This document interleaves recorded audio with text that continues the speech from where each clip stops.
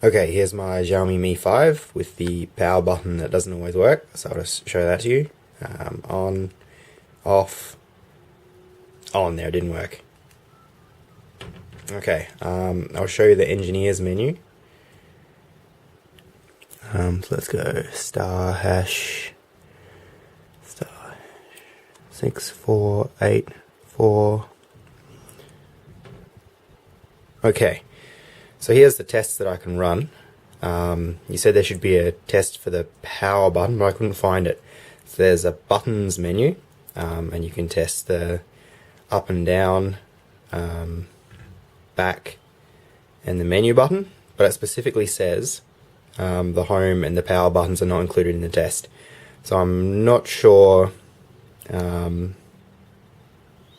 what I should be looking for.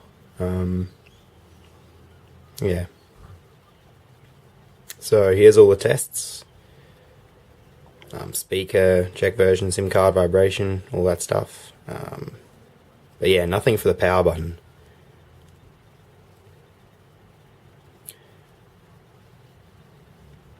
Okay, I will also show you the IMEI number.